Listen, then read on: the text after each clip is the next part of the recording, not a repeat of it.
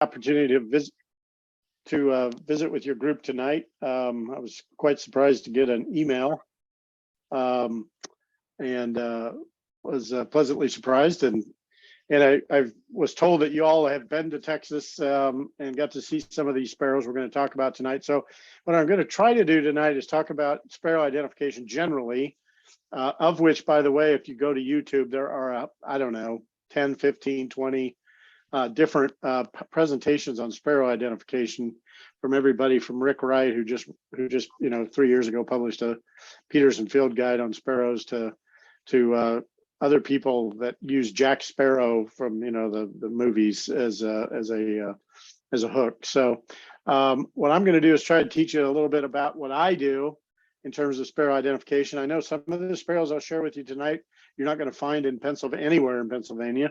Some of them that you're going to find in Pennsylvania may be more scattered than I know. I tried to learn as much as I could in terms of the distribution of your sparrows, but we'll see what we can learn tonight. And then at the end, we'll do a little fun quiz and see how you do with your identification skills. So we'll go ahead and just jump right into this.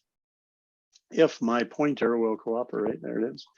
All right, there we go. So I do work for Texas Parks and Wildlife Department. I've been here for a little over 12 years now.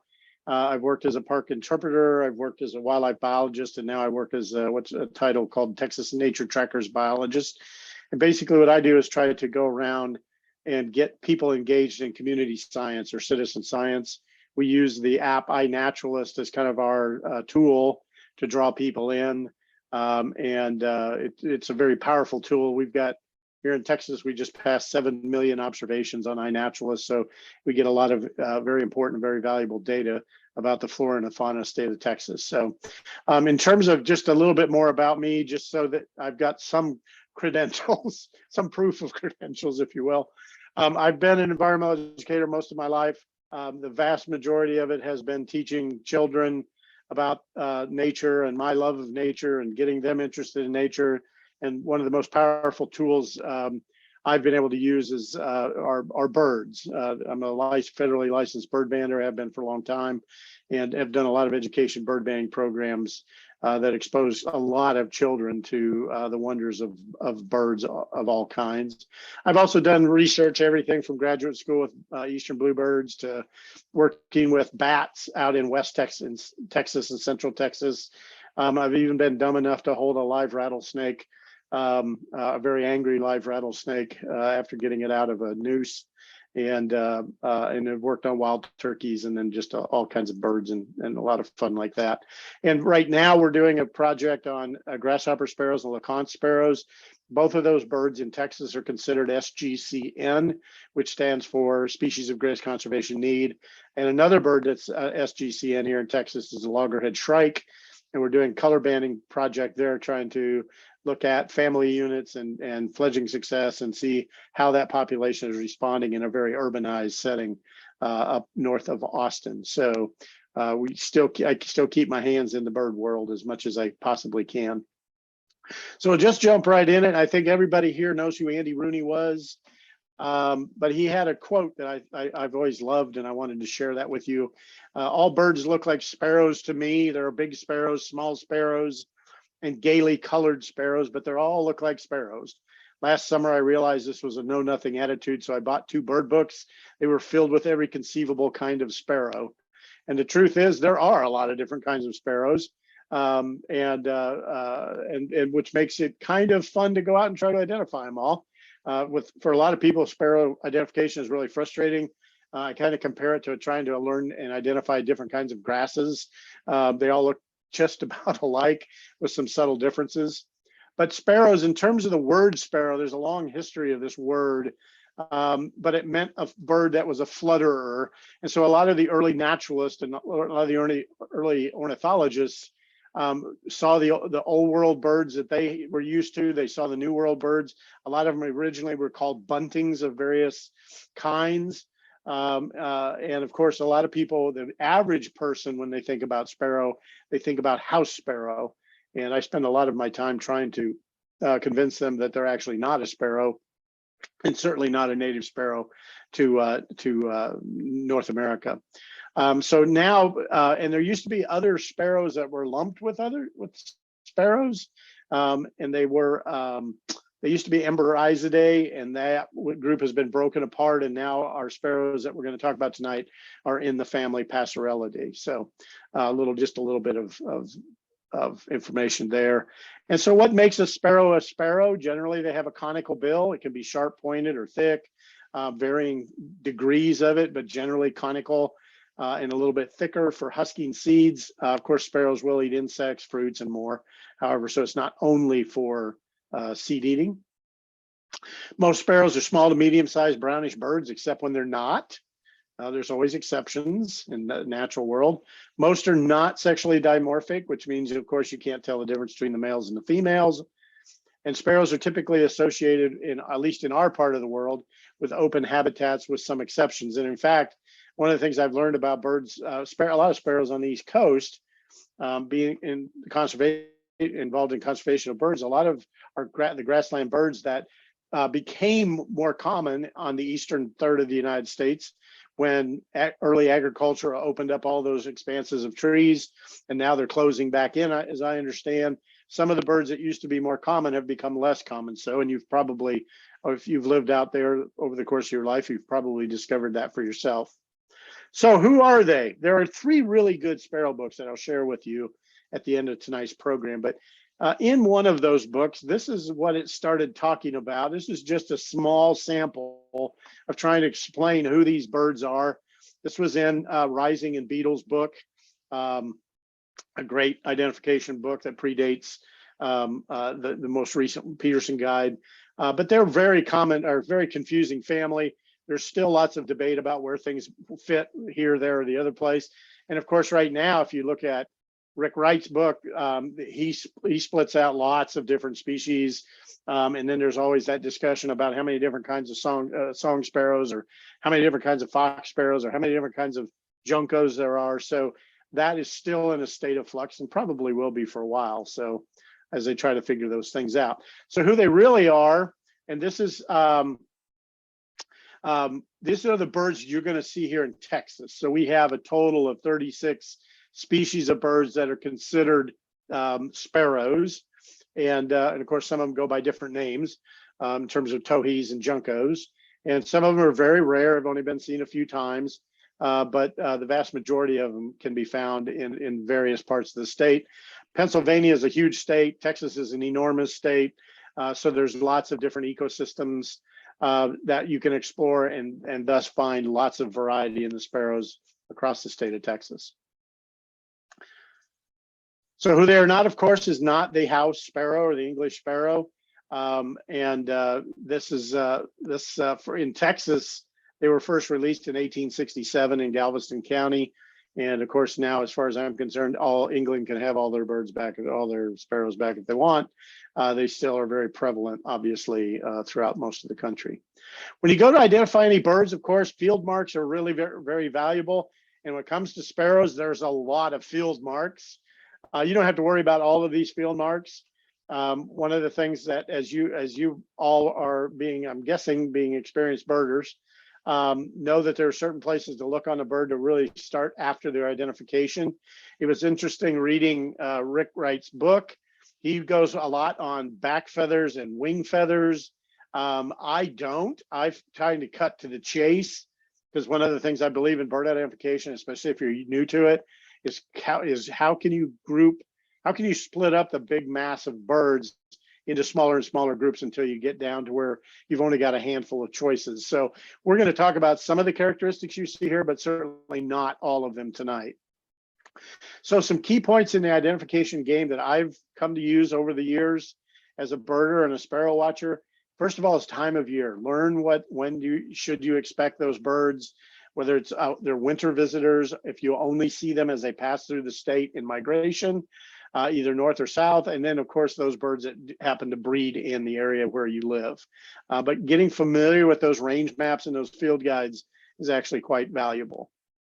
In terms of habitat, that can be very important. Most sparrows typically use grassland or shrubby settings, but certain birds seem to have real strong preferences for one or the other, or a mix of those. In terms of underparts, this is where I start with sparrow identification.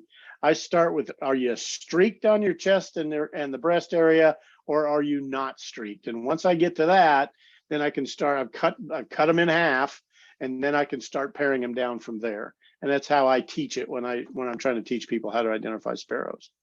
There are lots of field marks to look for. We're going to talk about a few of these, but there are some of those that are very helpful in certain specific species, and we'll share those insights here in just a little bit.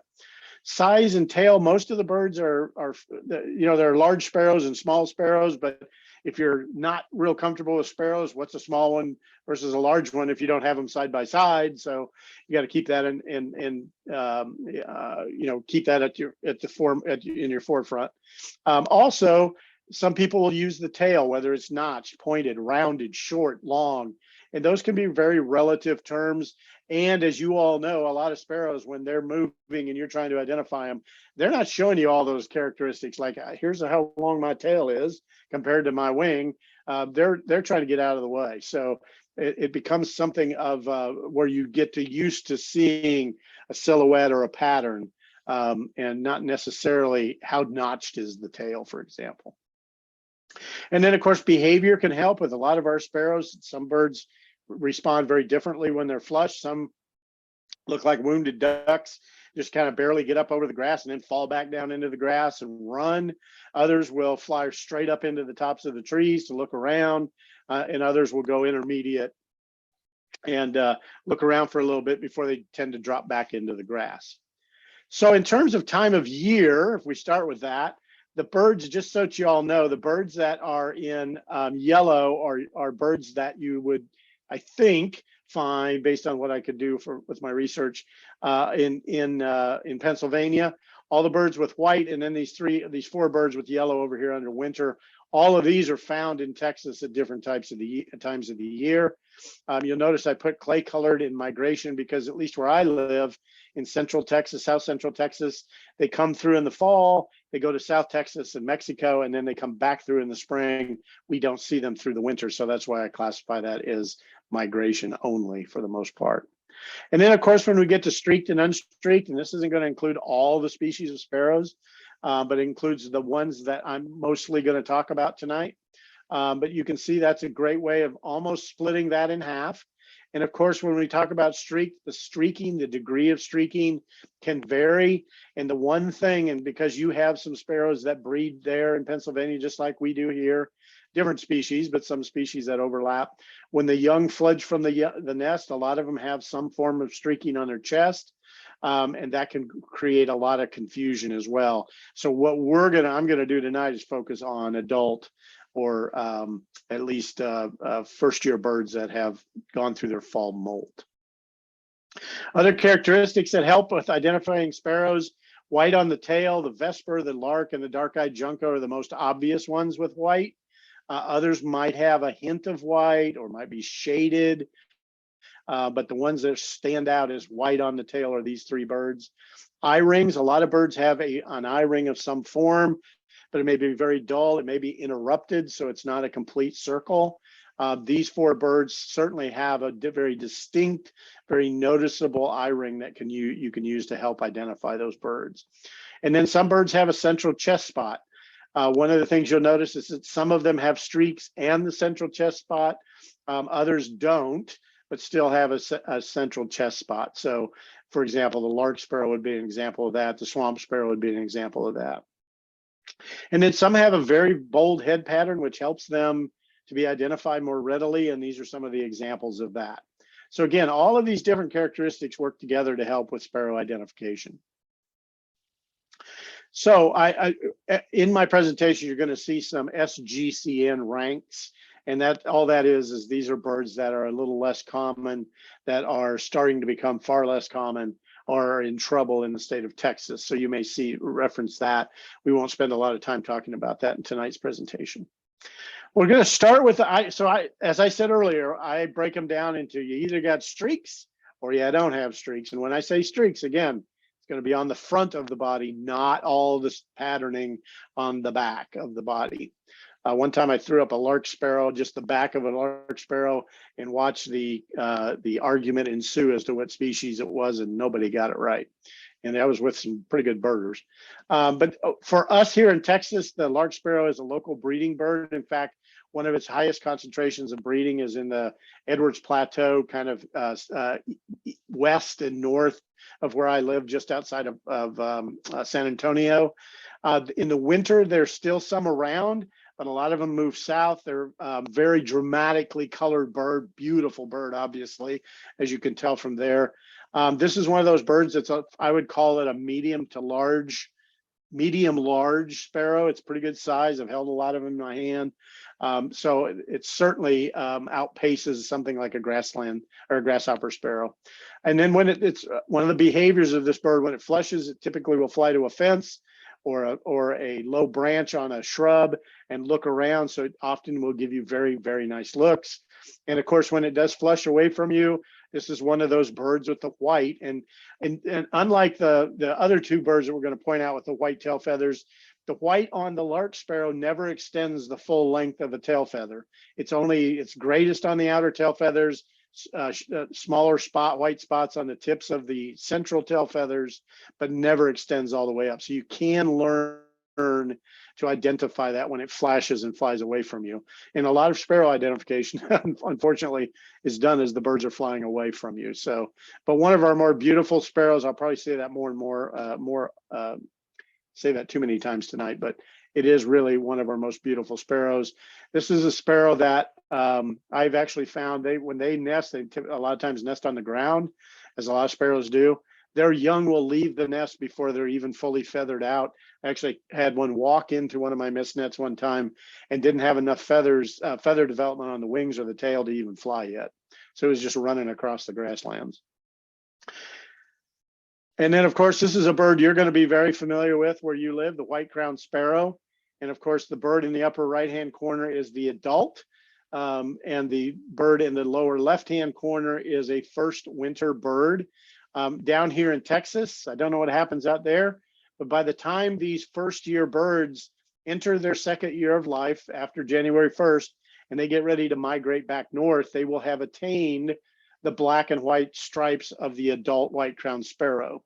And I never really knew that until I banded one of these as a first-year bird in November or December, and then I happened to recapture it in, I think it was late mid-April-ish, and it had black and white feathers. It was a recapture, and I saw it as we'd aged it as a hatchier bird. And that's when I started looking at it, think we couldn't have been that mistaken.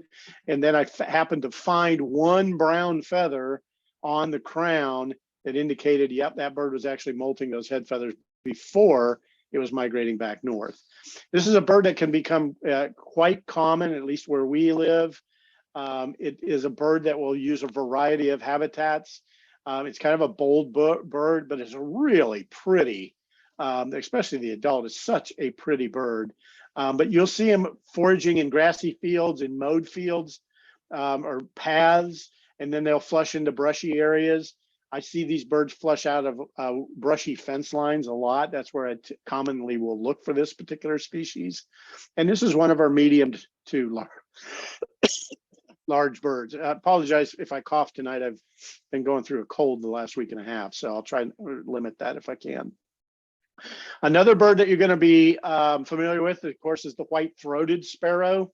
And I put this in the non-streaked birds because most of the birds we see here look like the bird on the left, where you really don't see streaking. But a first-year bird, a first winter bird, and especially a juvenile, may still show a little bit of streaking on the flank. So this is one of those in-betweeners, pardon me. Kind of a medium-sized sparrow, smaller than the white crown. As you may know, they have that song that they sing, Old Sam Peabody, Peabody, Peabody. Love to hear that sound. I just read some research on these guys. A lot of the birds in parts of their range have lost that song. They don't sing it anymore. The ones that I encounter down here still do, however. One of the most interesting things, these guys like those low brushy areas. So if you're down along a river or a stream, oftentimes that's where I'll find them. Lurking around in the shrubs and grasses. This is a bird that has two forms.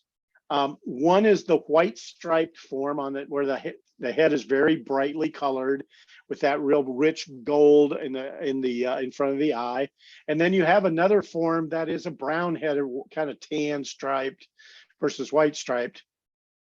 And the interesting thing about this, it's about a 50-50 split with these birds. And for a long time, they thought that the birds that had the tan stripe were the females or young birds. Turns out that adult males can be either white striped or tan striped. Same thing with the females. And the other thing that's really crazy is that the males and the females, when they get together, thank you, dear. She brought me some extra water. Thank you. One of the things that you'll see is that the white striped will breed with the tan striped, both male and female, but they'll not do white striped with white striped. So that maintains that genetic diversity of these two birds. The other thing they've learned with these birds is that the white striped birds tend to be more aggressive and more, just out there, while the other ones tend to be a little bit more submissive, both as males or females. And so those different behaviors also are beneficial, they think, to the pairs, regardless of whether it's the female or the male that is more aggressive. Fascinating stuff, I think. So here's a bird you're not good. If you get this bird in Pennsylvania, something is wrong. But here's the rule of birds. Birds fly, so they could show up anywhere. I've heard of painted buntings on the East Coast, so you just never know, and other crazy things like that. But the black-throated sparrow is a bird of West Texas, the western half of Texas. The farther west you get, out into the Chihuahuan Desert, down into the Big Bend region, this bird becomes very commonplace. Striking bird. The male and the female are very similar in appearance. They sing a lot. The males often will flutter into the air as they're singing their territory songs in the spring and summer. Kind of a medium-sized sparrow. Even with those super bright, bold colors, it's amazing how hard it can be to find these guys in a brown background. But they're not terribly shy. So when you get close to them, you really do get a great look. And what a lovely picture. I should tell you, some of the photographs in here, most of the photographs are mine. But if you see something, a photograph with a reference to it, I have permission to use that photograph from an iNaturalist user. So a great source of photographs for these kind of presentations. But that black throat with the white stripe above the eye, and then the white stripe that kind of separates the cheek from the neck and the throat, just a stunning bird. Where I live, it's very rare to see it here. But if I were to drive 50 miles or 75 miles west of where I live, it would be a bird that would start to becoming more and more common. And so just absolutely gorgeous bird. If you ever get a chance to get to Texas and go to West Texas, this is one of the sparrows you will likely and surely encounter. Another bird that you should be familiar with is this little guy. This is the deer in the spotlight bird. It always looks like it's like, what's going on? Because it has that fairly distinctive eye ring. And you can see it on this bird in the lower photograph right there. You can even see it on the bird in the upper left corner. The field sparrow is one of our most common breeding sparrows we have in this part of Texas and across a large part of the United States. It looks like a very delicate bird, but it holds up just fine. It's got that white eye ring. I always learned it as a pink beak, pink feet, white eye ring. Has to be a field sparrow, and you can see that that kind of pinkish orange color on the belly. Really can't see the feet, unfortunately, on these images. This is a bird that will respond pretty easily to fishing and come up into the vegetation, but it also has a very distinct song. I always describe it as if you take a ping pong ball and you dropped it and you just listen to the sound. Bing, bing, bing, bing, bing, bing, bing, bing, bing, like that. Really a beautiful song that's always, for me, in the springtime. I know when spring is coming when these birds start singing. This is a bird that will fly around in loose flocks of savanna, vesper, chipping sparrows. You never see them in at least I don't see them in great big numbers. But if you see some, you might see anywhere from 2 to 5 in a group. But again, another plain-breasted, fairly drab looking, but that little rusty on the cap. And the eye ring and the surprised look kind of help identify it. And there are two of those field marks right there. And then we have the chipping sparrow, which is a cousin, if you will, of those birds. This is one of the few sparrows, one of the only sparrows that we're going to encounter regularly that has a black line that starts at the back of the head and goes all the way through the eye to the base of the bill. If you look at most other sparrows, and I'm going to show you an exception tonight, most other sparrows, if they have a dark line behind the eye, it doesn't pass in front of the eye to the bill. So that area will be either a different color or it will just be the background color of the rest of the head oftentimes. And here we have a bird, the upper right-hand corner, that's transitioning into the male with the adult, I'm sorry, with a more bold white stripe above the eye and a definite rusty cap that it carries. But in the wintertime, the birds we mostly see here until spring, when they start changing into their breeding plumage, it's going to be stripes of black and a little bit patches of rusty red and some kind of tannish color. But again, they're still going to have that dark line that goes all the way through the eye. The eye ring on the bird right here, you can see is pretty noticeable, but it's actually interrupted both in the front of the eye and behind the eye. So it's not a complete eye ring per se. This is a bird that in our area travels in large flocks. I've been driving down roads where all of a sudden 60 or 80 of these birds will rise up out of the grass next to the road, fly up into the trees to have a look around. And one of the really neat things about this bird is its back and its rump area is very gray, kind of the same gray that you see here on the nape of the neck and the side of the face of this bird right here. And so when they fly, especially if it's a sunny day, there'll be this flash of little gray bodies flying away from you. And that's a pretty good indication that you have a flock of chipping sparrows with you. They're actually also very vocal. You'll hear them chipping a lot. That's the name, of course. And their breeding song is very much a staccato chip sound that reminds me of the pine warbler actually too. But this is as I say, one of our more common, more readily recognized birds. And then its cousin, its closer cousin, the clay-colored sparrow, again, probably not a bird you're going to encounter, but a bird I always look forward to seeing in the fall because I know then the other sparrows are going to be coming with it. This is one of the first sparrows that passed through central Texas in the fall. The clay-colored sparrow in the spring is just a gorgeous bird, just absolutely gorgeous bird. And you'll notice it has these stripes. There's two, there's one that there's two there that split where the mustachio stripe is, if you will. There's dark above and dark below. You can see that a little better on this particular photograph. You'll also notice there's a dark bar behind the eye, but it doesn't, again, pass in front of the eye there or here. So that's where you know this is not a chipping sparrow. Sometimes if some chipping sparrows, they'll get in mixed flocks with clay-colored sparrows, and you can see them side by side as they're foraging on the ground, eating seeds. They have a very distinct call out in the prairies and grasslands. They really are primarily a grassland bird. Interestingly enough, in my little neighborhood, I have a little house with lots of native plants here in the town of Bernie where I live, and I get clay-coloreds that drop in and eat my millet seeds. And we are certainly not a grassland. We're covered with big pecan trees in our backyard, but they've found their way here. So a really neat bird, always a good bird to get when you're birding in the fall here in Texas, I think. And there are those characteristics I mentioned. And also they have a white crown stripe. And the other thing about this, if you look at the bird on the left, there's no rusty red in the head. So that's going to be a characteristic of this particular bird. And I'm going to show you how you can compare them here.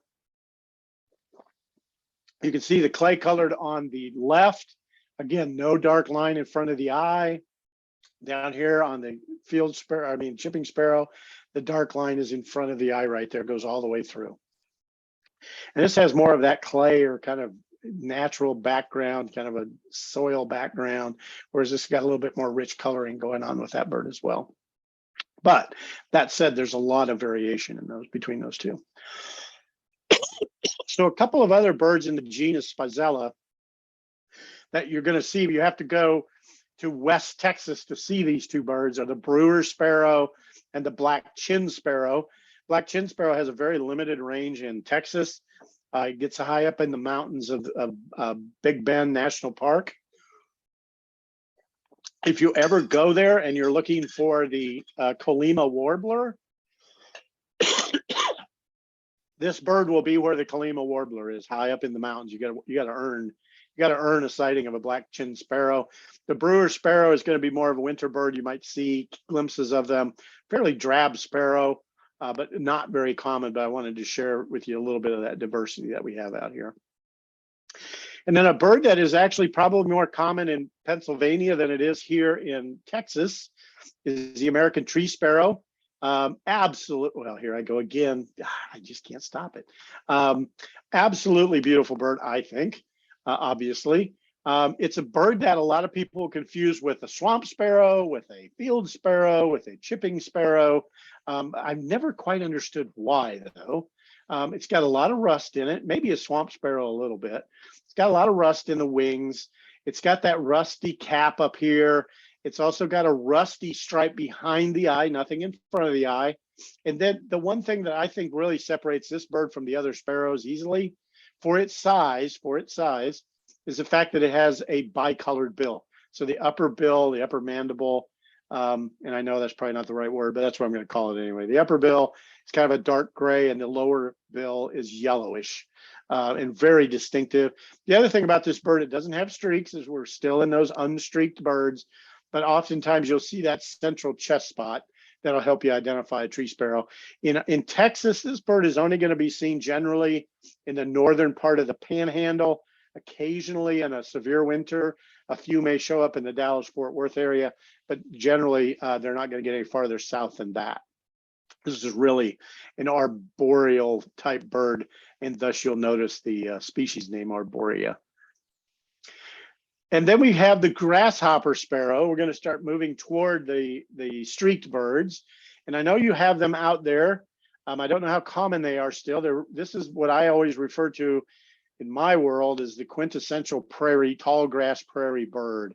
This is a bird up in the Kansas, Oklahoma, Nebraska prairies, where you're going to hear the little grasshopper-like call that it has in the spring. Very faint, but very noticeable out in the prairies as it sings its heart out, looking for a mate. This is a bird that has a very distinct, complete eye ring, not bright white, but certainly bright enough to notice it. It also has that little ochre bit of color in front of the bill right there that you can see. You can even see it on this bird right here. I put this picture in here because, well, sometimes you got to look through barbed wire fences to see the bloody thing. So you'll notice it has no streaking, but it does have kind of that brownish wash that goes up across the chest. But the two things that I use to identify this bird is A, it's small and stubby, stout, but stubby, short tail. And then the other things I'll use, of course, is this ochre color here, and then the eye ring and the lack of streaking, because there are a few other sparrows about the same size that look similar to that, and I'll show you those here in just a minute. But the difference with those birds is they have some streaking on the flanks or high across the chest. So something to keep in mind. But a really neat bird. This is one of the birds that is in bird surveys we do around here, one of the hardest ones to identify, because typically it's unusual to see it on a fence line anyway. Typically what they do is they fly up in the long grass, they fly over the grass for a little while, and they drop back down, and they have this characteristic of hitting the ground and then running through all of the different clumps of native prairie grass that are out there. Again, pardon me. All right, so there's those characteristics. Then we have another unstreaked bird to show you here real quickly. The Cassin sparrow. This is a bird that is out in West Texas. It's really identified because there's nothing that helps you identify the bird. It does have a little bit of this yellow here in the wrist, if you will, like the grasshopper sparrow can have, but that's not always real visible. It does have a very pale tips to some of the tail feathers. Again, not very visible, but otherwise it's just fairly drab with kind of an eye ring. But it's kind of like the Eastern phoebe. You identify it because you go, oh yeah, it can't be anything else. There's no real markings there. And that helps you with the identification. But this is one of the birds of West Texas that's really fun to watch in the breeding season.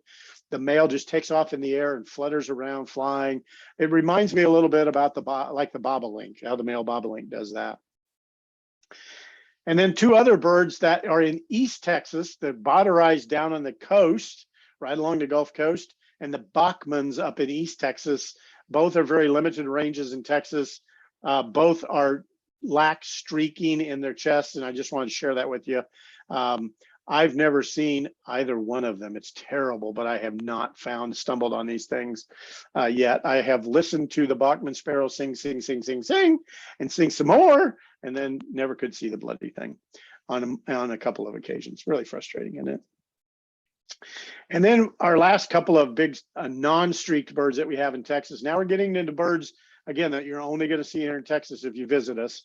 One is the olive sparrow. This is a big sparrow of South Texas. It does get up into the San Antonio area. Beautiful, beautiful bird, I think. It has this olive wings, the olive tail, the olive back. You can see this one especially. What a gorgeous bird. And now this is that exception. Remember I told you most of the sparrows don't have a dark line in front of the eye. This one has a rusty eye line that goes from the back of the head and goes all the way to the base of the bill. And you can see it here both right there in front of you. It does have an eye ring that helps kind of a partial eye ring that can help in the identification.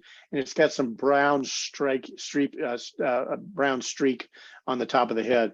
But a beautiful bird. It hangs on the ground most of the time and acts like a towhee, an eastern towhee, where they do the double digging like the towhees and the fox sparrows do. And then we have this guy, the Rufous crown sparrow. Remember this one, folks, as I mentioned, remember this one.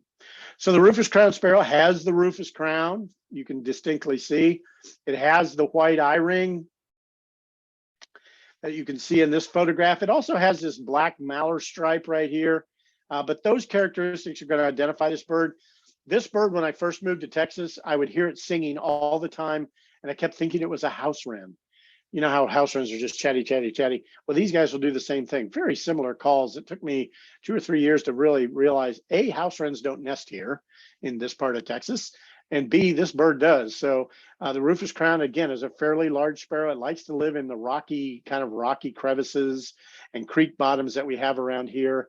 It's not a bird that I've never seen it in flocks. It's usually in pairs or by itself, but a really beautiful, kind of a specialty to Texas for our purposes, just like the previous bird. Now, the next bird we're going to see, we're not going to spend a lot of time on him, but you know this bird, and somebody just mentioned that it arrived. I don't know that we're still in 80 degrees here in our part of Texas. So I don't know if these guys have pushed far enough south yet. I still haven't seen an American goldfinch yet. So I suspect they are still working their way here. But the dark-eyed junco, obviously a lovely bird. The snowbird has the white stripe, long feathers. The outer one is always full 100% white. The second one ranges from 40 to 60, 65% white, and then less to that as they move to the center, but very distinctive with the gray top, the white belly. You can't really mistake these guys, the pink beak. And of course, now there's lots of different variations of the dark-eyed junco, but at this point, they are still, all of those are still considered the dark-eyed junco. Now, if we move to the streaked birds, the birds that have streaks somewhere on their chest, on their flanks, on their belly. And we'll start with one of the biggest sparrows we have, and that is the Harris's sparrow. And I'll guarantee you, unless you've come to the Midwest, the Great Plains, the center, basically from Omaha down to here, down to this part of Texas, in a pretty narrow band, you've never seen the Harris's sparrow, I'm guessing. This is a bird that had, my first bird book I ever bought was a golden guide to the birds of North America. Still have that darn thing. The range map for this bird was Omaha to Kansas City, and that was it. Now the modern day books, of course, we found that they've traveled quite a bit farther south than that book showed way back in the day. It's not very common in our immediate area, a little bit farther north, that you're going to find them more often. This is a bird of brushy fence lines, hedgerows, and it's a bird that if you pish or if it gets alarmed, it will pop straight to the top of the bushes, and it will sit and turn and look around. And there's all kinds of variations in terms of the colors that we see here in the wintertime, from this pale one right here to this more getting closer to the adult male breeding plumage. But very striking bird. When I find this bird It's usually there are also white crowned sparrows with it. Those two seem to match up pretty well in those settings. Again, I don't see it very often, but a really beautiful, big, chunky sparrow. And speaking of big, chunky sparrows, we have, of course, the fox sparrow, the red fox sparrow, that we in this part of the country, and I believe in your part of the country, are lucky to have this most beautiful sparrow, one of the largest for sure. It's a bird that acts very much like a towhee in the underbrush, double back scratching, can be very hard to find, very challenging to find. One that we had a big winter storm 2 years ago, and I'd never seen them here around where I live, except for very rare occasions. And we had 2 or 3 show up in the backyard eating birdseed to survive the winter, that winter storm that we had. That caused so much death and destruction, literally, both for humans and for the wildlife. But it does like thickets and brushy areas down. It's on the ground most of the time. But those big, bold, reddish or rusty streaks are very obvious. The tail, that rust color in the tail is spectacular.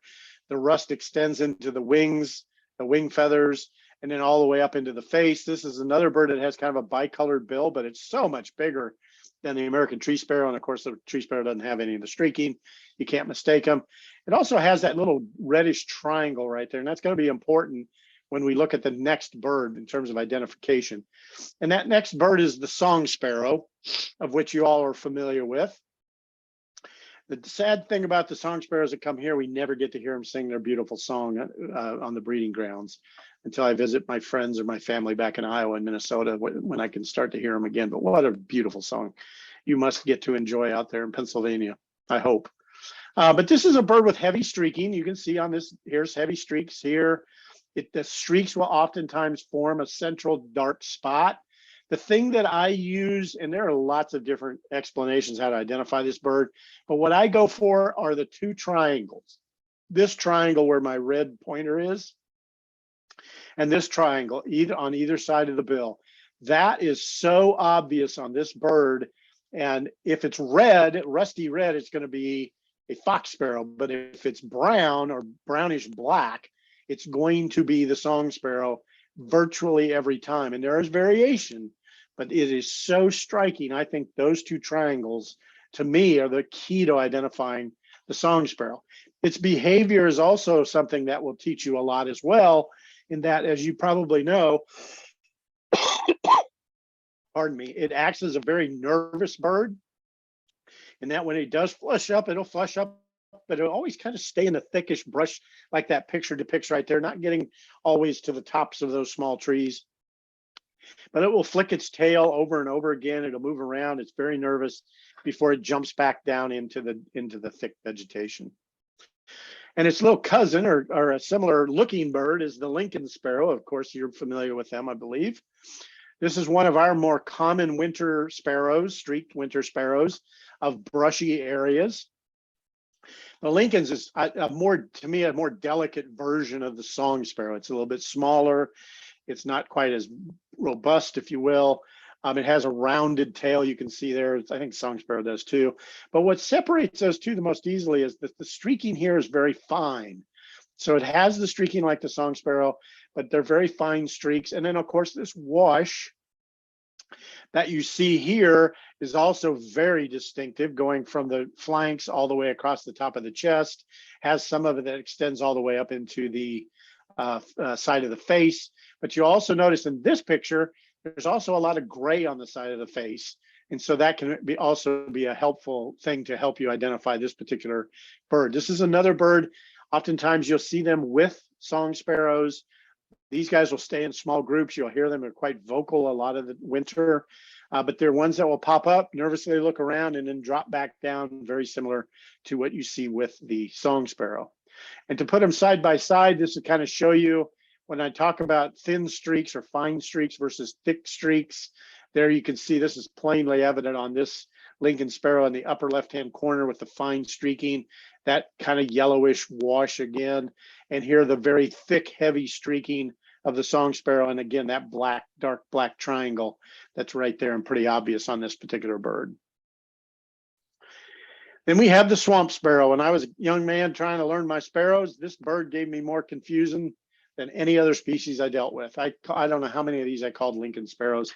To this day, I don't know why.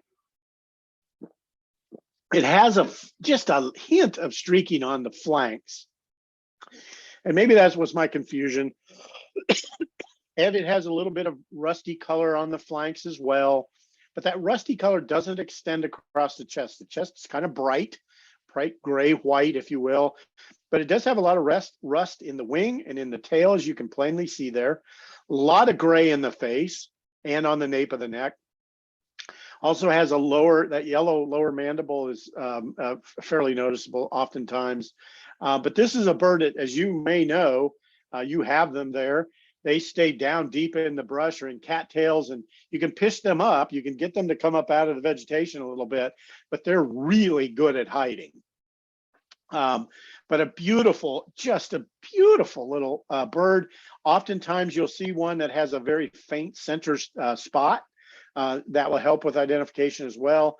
These birds, usually if I see them in twos or threes where I live. But when I lived up in Kansas City area, I would see them in marsh settings. I would see them in larger numbers, and certainly they can be fairly common. But again, far less streaking, only a hint of streaking versus the Lincoln sparrow. And yet for years, I continued to confuse them. Here they are, both in front of us right here. You can see, again, the obvious streaking of the Lincoln sparrow. There's that little center chest spot right here. Here's the faint hint of some streaking over here on the left of the swampy, and a faint little spot right there in the center of the chest. But after that, it really shouldn't be that hard to identify these two birds. Plus, again, look at the beautiful rust color you see in the tail feathers of this swamp sparrow. But both beautiful little birds, and can be a real challenge for some people, especially when you're first learning your sparrows. Then to get into some of the other streaked, more open country sparrows that we have here, and that you have as well. The Vesper sparrow is one that I find very, very striking. And I find it striking because of that beautiful, bold white eye ring. That with the streaks on the chest are the two things. And then, of course, when it flies away from you and the outer tail feathers are pure white, this is a bird easy to identify, I think. The one thing I'll tell you is this little bit of rust you find on the wrist of the bird, which may look like the shoulder to some, but technically more like the wrist, I guess, is not always there. So you can't always use that as an identifying mark. The other thing that a lot of people around here use to identify this bird is this white backwards J that you see right here that wraps around the ear. And that is not always obvious, but sometimes, like in this photograph, you can actually see that J. This is a bird that travels in fairly good sized flocks, mixes with the next bird I'm going to show you, the Savannah sparrow. They travel together, so they can be confusing to identify. But again, this is a bigger, bulkier bird. It has the distinct white eye ring. So when you see them both in the trees, look for the eye ring, and you can't misidentify this particular sparrow. Speaking of the Savannah sparrow, here it is. This is a bird that's incredibly variable, as you may know. Has kind of a sharp pointed beak, which helps identify it. And sometimes it raises its head feathers a little bit to almost look like a very tiny crest. But it's a fairly streaked bird. Otherwise, sometimes it has yellow in the lower area above the eye, in front of the eye. Sometimes it doesn't. You can barely see it right here. Only I could see it when I took the picture, but it's hard to see there. But it's a fairly just a normal kind of plain streaked sparrow. And again, they travel in fairly significant flocks, often with the Vesper sparrow. But this is one of our more common sparrows that we have in this part of Texas in the wintertime. Here they are side by side. And the thing I want you to notice is, again, the Vesper sparrow is a much chunkier, larger bird than the more delicate, if you can call that delicate, the more delicate Savannah sparrow. And there you can see there's the rusty color in the shoulder or the wrist, and there's the eye ring. This one has an eye line above the eye, but not an eye ring per se. And then we get to the LeConte sparrow. We get to some of these small sparrows we're going to talk about here. This is a beautiful bird. This is one of the prettiest sparrows I've ever held in my hand. These feathers back here, oftentimes in good light, look purple, tinged in purple, but it has kind of like the Lincoln sparrow, that little bit of wash across here. with a little bit less streaking, obviously less streaking, but notice all of the beautiful kind of ochre color that's above the eye, below the eye, kind of frames in that gray ear right here. Very distinctive, very small sparrow. This is a bird that really truly flutters. When it flushes, it just barely gets above some of the grass and then drops back down, and it looks like it's struggling to fly. And with time and patience, you can learn to identify this bird from the grasshopper based on that flight characteristic. But this is a bird that where I live, we're kind of in the western edge of its winter range. It's more common to the east, but it's another bird, another grassland bird that's in decline across its range. And just to compare the grasshopper to the LeConte, because oftentimes you'll see them in the same habitat, the grasshopper is just a big chunky bird compared to this delicate little LeConte sparrow. You can see the tail feathers are more brown or tan on the LeContes, and it's much more pointed tail feathers here. But again, you can get that nice size comparison between these two birds. And shouldn't be too much difficulty unless they're flying away from you low in the vegetation. All right, a couple of other birds that we're going to see in Texas that the Nelson sparrow you might see out there. I believe you do, but you certainly won't see the seaside sparrow where you live. But these are both birds that are Amospiza, so they are cousins, very different looking, but both have some streaking on them. And two other streaked birds are the Henslow's sparrow, which I continue to think I should petition somebody to change it to Hensley's sparrow. It's been Henslow's sparrow for a long time. Let's put a Y on there and an E and change the name. What the heck? And then so that's going to be a bird in Texas you're going to find in the eastern part of the state. In the western part of the state, if you're incredibly lucky, you might see a Baird sparrow. Neither are easy to find in the state of Texas. So I wanted to put this picture of these four birds up. We're getting close to the quiz, so get ready. So I wanted to put all four of these up just so you can see there's a lot of similarity with these birds, especially the three across the top. But we have the Henslow's over here, which has got more green than tan. And then in the middle here, we have the LeContes, we have the Nelsons over here, and then we have the grasshopper down here. So again, if you were just getting quick flash looks at these birds, it wouldn't be impossible to misidentify them. So that's why you got to be patient with it when you're watching sparrows, especially in the prairies and the grasslands. They'll cooperate, but sometimes it takes some time for them to do so. Then briefly, I'll just touch on the other sparrows that go by the name towhee. And in Texas, we get both the eastern towhee and the spotted towhee. When I first began birding, they were all called the what?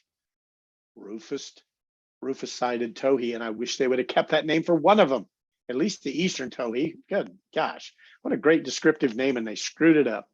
But anyway, beautiful big birds, the dark head, the red eyeball, the beautiful color, rufous color on the side. The spotted, of course, has rows of white spots, whereas this one really doesn't. It's got a couple of wing bars and a little bit of white up here on the tertials, but it doesn't extend across the back.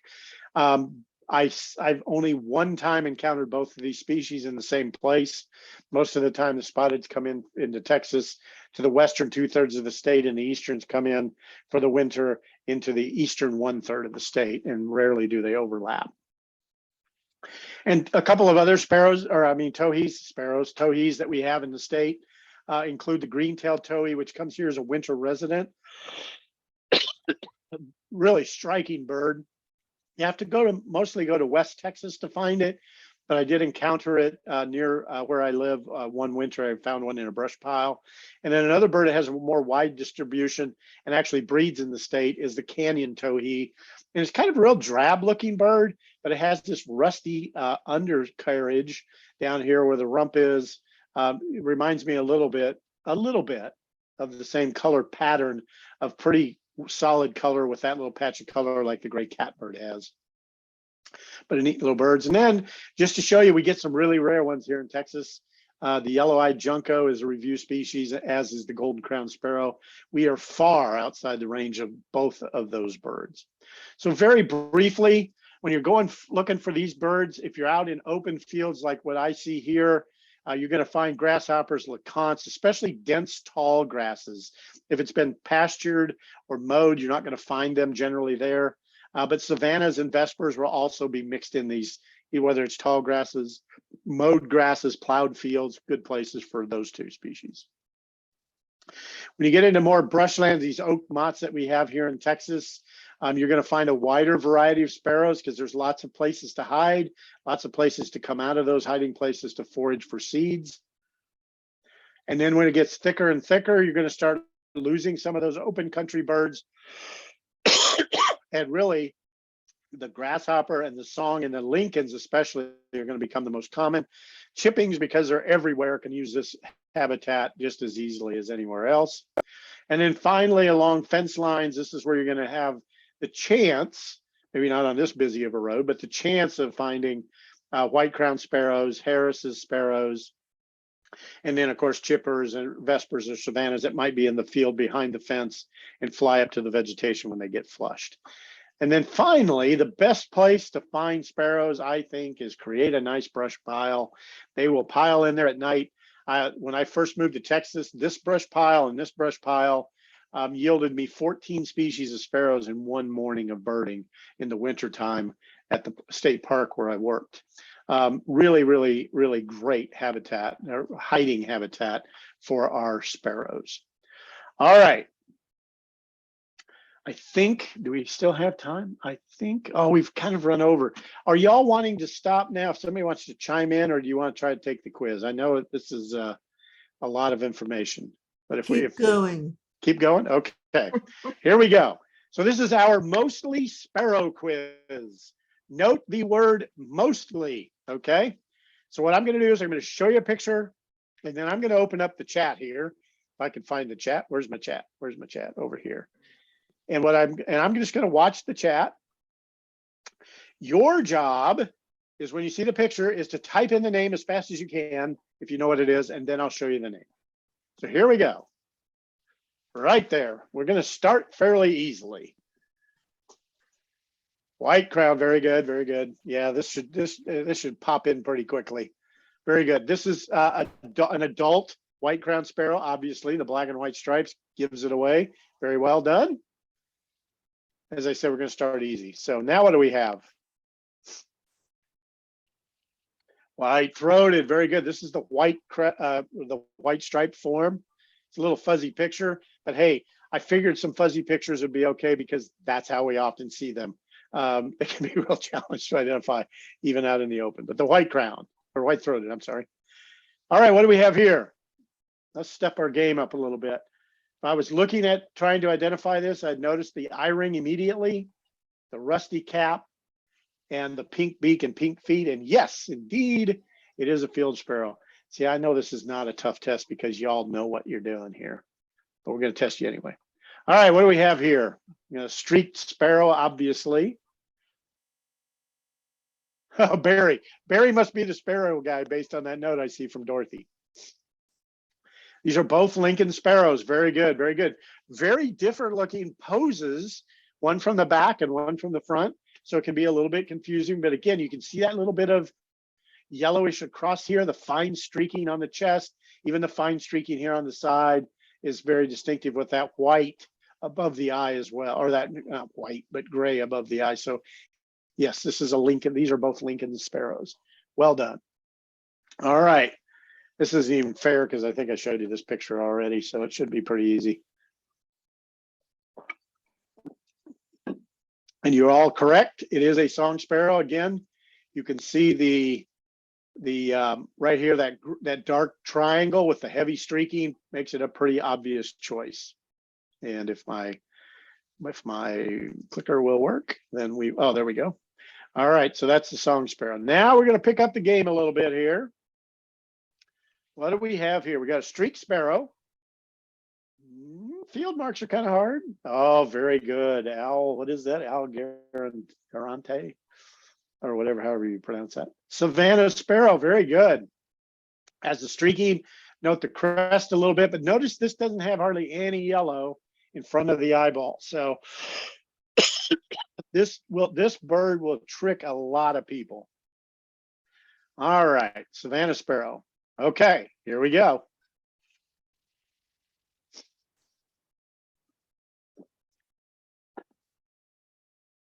Now remember I said mostly sparrow quiz. Indigo bunting. It's actually not a bad guess, but not correct. Very good. There you go, Dick Sissel. This is actually a first-year Dick Sissel that had just recently migrated down here. They come in big numbers. Has a thicker bill than the sparrows that we see. A little bit of yellow, yellowish orange, you can see at the base of the bill starting to come in. But this would fool a lot of people. But that is the Dick Sissel. I love the Dick Sissel. Oh my gosh. Dick Sissel, Sissel, Sissel. Hear them all, every mile of the road in Iowa, you used to be able to hear them. All right, here we go. Here's another. Hopefully this is a little more challenging for some. Well, look at that. Look at you people. You know your swamp sparrows. Very good. Very good. I did this for some locals here recently, and they didn't have that much success with identifying this particular species. Very good. Well done. All right, what do we have here? We got two birds. What do we think they are? All right, we've got a Vesper sparrow as the first guess. Somebody saying Savannah. Vesper. One more educated guess, and then we'll reveal the answer. Oh, Brewers. Interesting. Interesting. A brewer sparrow. Very good. That's an interesting guess, Barry. I actually kind of like that guess. And Vesper. The truth is they're both Vesper sparrows. Notice the distinct eye ring on both birds. Really can't see that J, that white J I was talking, backwards J I was talking about. But that eye ring, to me, is the dead giveaway for both of these birds. All right, here we go. Now we're going to make this a little bit more challenging. May have to use your field guide for this one, because I don't think you're going to see those where you live. Oh, very good. Boy, I'll tell you what. We got a tree sparrow. We have a clay sparrow, clay colored, I presume is what you're saying. And you'll notice it lacks any kind of spot right here. Now, you know, it's, well, although you can kind of see what looks like one up there, can't you? Yeah, I think that's just a smudge. But this is actually a clay colored sparrow. You'll notice there's a dark line behind the eye, nothing in front, very plain here. But this is one of those birds that can be very tricky. And the fact that we've got several different species being listed there tells you really got to study the birds. Now, you guys don't have it's unfair for you because you don't have a perspective of where you're standing, what the bird's doing and the behavior and that kind of thing. So good on you for trying this. Okay, now we've got I'll just tell you this is a fairly large sparrow.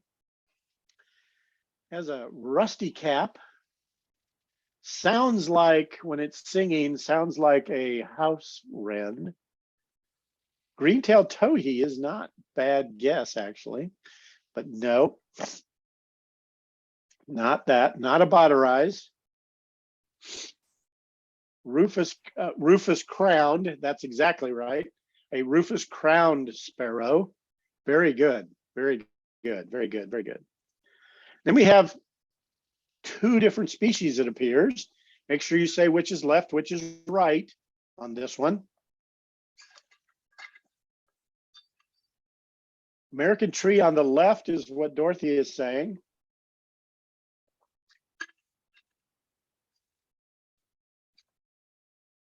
Chipping on the left, grasshopper on the right. You are correct. So the chipper, and I can understand why you might have thrown in American tree sparrow, but notice how this is really rusty capped, almost reddish capped. Unfortunately, you can't see that the line goes through the eye, and I just happen to be taking the picture, so that's why I know it's a chipping. And again, where this part of Texas is, again, you don't have this perspective. You would not see American tree sparrows this far south, but good guesses, good guesses. All right, here we go. What is this thing? Yes, meadowlark. And what I really like about your answers is you're not saying Eastern or Western. Drives me nuts when people think they can take a winter meadowlark in this part of the country and go, oh yeah, it's an Eastern or a Western. I've held them in my hand and you can't identify the species in the wintertime especially. So Good on you for just saying meadowlark. That's exactly what it is. Okay, what do we have here? Oh, look at that popping in. Lark sparrow, lark sparrow, lark sparrow. Exactly. Well done. Well done. What a gorgeous bird, isn't it? Okay, what do we have here? Everyone on this program should know this bird. There you go. There you go. House wren. But for somebody that's not a big birder, they see a little brown bird in the weeds, they might think that this could possibly be a house sparrow. Of course, they didn't look at the long, skinny bill and just the small size and the short tail and the tail behavior and all of that. But very good, very good. I knew I couldn't fool you on this one. All right, what do we have here? Trying to escape from our view.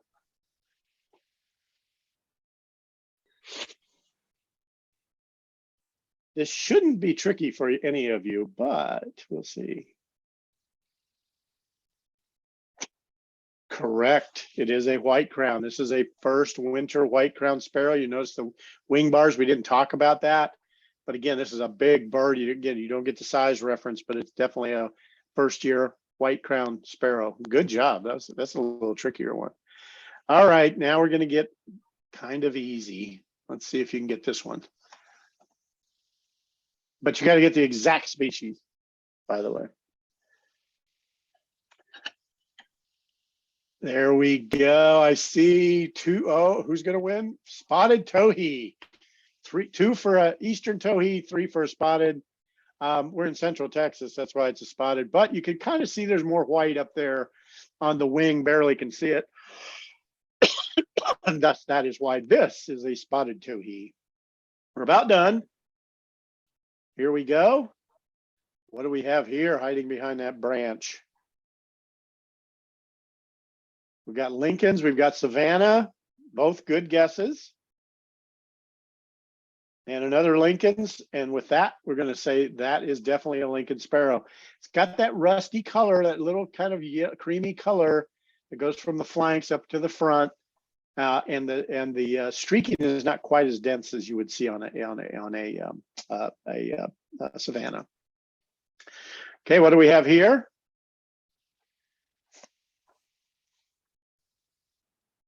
Oh, field sparrow. Wow, I was wondering if somebody would say a field sparrow. Couple people said field sparrow. Barry is actually correct in that it is a white crown sparrow. Now, field sparrow is not a bad guess. You can't see the 2 wing bars that are back here, but what you can see is that brown, not rusty color, that brown stripe on the top of the head. And this was a big, robust sparrow. So good guess on both of yours. Tries. And then we have these 2 birds, same species. And I see, let's see, I see somebody say field sparrows. Field sparrows, you betcha. Exactly right. In fact, these 2 field sparrows were foraging with 2 white crowned sparrows. And I got pictures of both species that particular day. All right, last bird. What do we got? I'm going to let you make your guesses, and then I'm going to add a couple more pictures, and we'll see how we do here. One says field, one says swamp. I guess swamp. And swamp and swamp and white crowned. Let me show you another picture. There's its head. Okay, we're now moving more towards swamp than everything. And then we'll do it again, and there it is when it finally came out of the brush. So swamp sparrow is in fact correct. Well done, folks. Well done. See, sparrow identification's piece of cake, isn't it? Anyway, these are the 3 books that I recommend if you really want to learn about sparrows. Rising and Beetles books are a little bit older, obviously. Their classification was before the sparrows were split out away from other birds. The Peterson Reference Guide is a massive tome. It's a really good book. Lots of great information. The only thing that I don't like about that particular book is it has no range maps. And so they have lengthy descriptions of distribution, but I think there's a real value to having range maps, and the 2 Beetle and Rising books absolutely do have there. Anyway, that's what I have for you. Sorry we ran a little bit long. But I want to thank you for your attention, and I hope that this presentation has been worth your time tonight. I'm going to try to find where I need to go to stop sharing. And there we go. I think I just did that. So, okay.